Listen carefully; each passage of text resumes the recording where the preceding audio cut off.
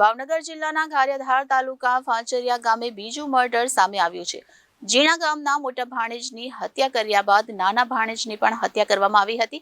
હત્યા કરેલી લાશ ફાંચરિયા ગામના રોજમાળની ધારમાં દાટેલી હાલતમાં મળી આવી હતી. હાલ પોલીસે મૃતદેહનો કબજો લઈને ફોરેન્સિક માટે ભાવનગર હોસ્પિટલમાં લઈ જવાની તજવીજ હાથ ધરી છે. ભાવનગરમાં અવારનવાર ચોરી, લૂંટ અને હત્યા જેવી ઘટનાઓ સામે આવતી હોય છે અને પોલીસની કામગીરી સામે અનેક શંકાઓ ઊભી થઈ છે. ત્યાં ભાવનગર જિલ્લાના ગારિયાધાર તાલુકાના ફાંચરિયા ગામે બીજા એક મર્ડરની ઘટના સામે આવી છે, જેમાં સગા મામાએ બીજા ભાણેજનું પણ તે જ દિવસે મર્ડર કર્યું હતું.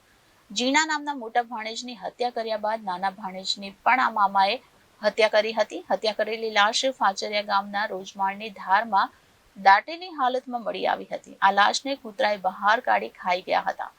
ગારિયાધાર ફાંચરિયા ગામે ડબલ મર્ડર થયું. પોલીસે મૃતદેહને કબજે લઈને ફોરેન્સિક માટે ભાવનગર હોસ્પિટલમાં લઈ જવામાં આવ્યું હતું. મૃતકનું નામ જીણાભાઈ રાઠવા, દીપકભાઈ રાઠવા છે અને આરોપીનું નામ દશરથ બામણ હોવાનું જાણવા મળ્યું છે. મૃતક છોટાઉદેપુરથી ખેત મજૂરી કરવા માટે રાજુભાઈ વાઘાણીની વાડીએ કામ કરતા હતા, જ્યારે આરોપીનું મૂળ વતન મધ્યપ્રદેશનો રહેવાસી છે.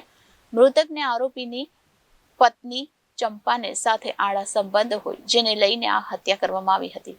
એકની હત્યા કરી વાડીમાં ફેંકી હતી, જ્યારે બીજી લાશને વાડીથી 200 મીટર દૂર રોજમાળની ધારમાં દાટી દીધી હતી અને બીજી લાશ ગત મોડી રાત્રે મળી આવતા સિંગલ મર્ડર ડબલ મર્ડરમાં ફેરવાયું હતું. રિપોર્ટર ફિરોઝ મલિક.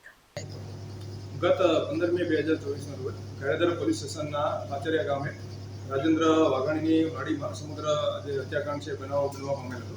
સમગ્ર બનાવની વિગત જોઈએ તો આ કામના મુખ્ય આરોપી દિલીપભાઈ બામણિયા, કે જેઓ અલીરાજપુર મધ્યપ્રદેશના રહેવાસી છે, તેઓ તેમના પરિવાર સાથે અને તેમના 2 ભાણિયાના પરિવાર સાથે આશરે 1 મહિના પહેલા રાજેન્દ્રભાઈ વાઘાણીની વાડીમાં ખેત મજૂરી કરવા માટે આવેલ હતા. છેલ્લા 1 મહિનાથી તેમના ધ્યાન પર આવ્યું હતું કે એમનો જે ભાણિયા છે જીણાભાઈ બામણિયા, તેમનું અને તેમની પત્ની સાથે નજીક સંબંધોની વહેમ રાખી અને સૌપ્રથમ તેમણે જીણાભાઈ બામણિયા છે એમનું મર્ડર કર્યું હતું. ત્યારબાદ તેઓ ફરાર થઈ ગયા હતા.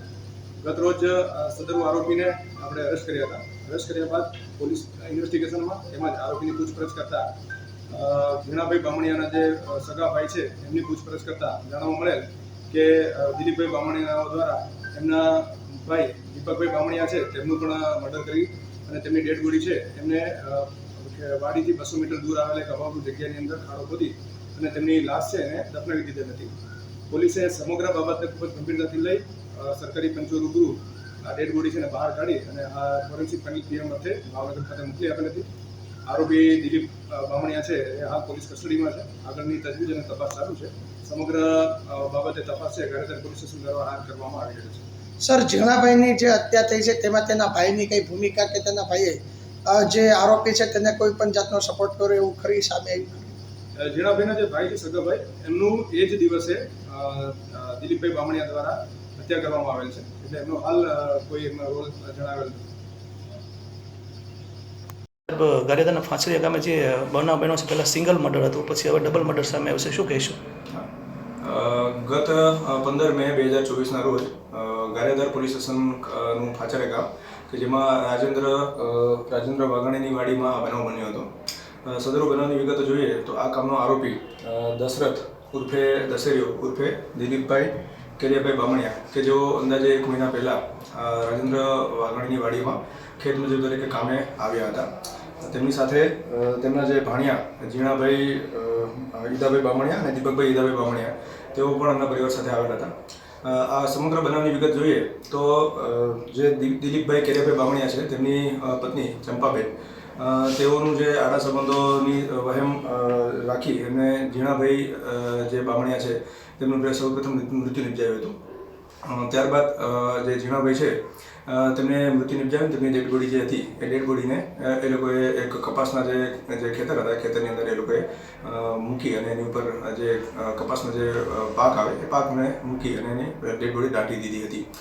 ત્યારબાદ આરોપીની સઘન તપાસ કરતા આરોપી જે ગઈકાલે આરોપી મળી આવ્યા હતા, આરોપી જ્યારે મળી આવ્યા ત્યારબાદ આરોપીની પૂછપરછ કરતા એની સાથે અન્ય આરોપી જે હતા દિલીપભાઈ, તો દીપકભાઈની પણ અમે પૂછપરછ કરી તો આરોપી દિલીપભાઈએ જણાવ્યું કે દીપકનું પણ મેં મૃત્યુ નિપજાવી દીધું છે અને દીપકની ડેડ બોડીનું ખભે નાખી અને વાડીથી દૂર 200 મીટર દૂર જે અવાવરૂ જગ્યા હતી અવાવરૂ જગ્યામાં એની ડેડ બોડી છે એ ખાડો ખોદી એની અંદર દાટીને મૂકી દીધી હતી. સદરુ બનાવની વિગતને ધ્યાને લઈ અને પોલીસ દ્વારા સરકારી પંચોને સાથે રાખી અને આ જે દટાઈ ગયેલી બીજી ડેડ બોડી હતી એને પણ રિકવર કરવામાં આવેલી હતી અને હાલ આ જે ડેડ બોડી છે એનું ફોરેન્સિક પેનલ પીએમ અર્થે તેને મોકલી આપવામાં આવેલ છે. આ બાબતે વધુ તપાસે ગારિયાધાર પોલીસ સ્ટેશન દ્વારા ચલાવવામાં આવી રહ્યું છે.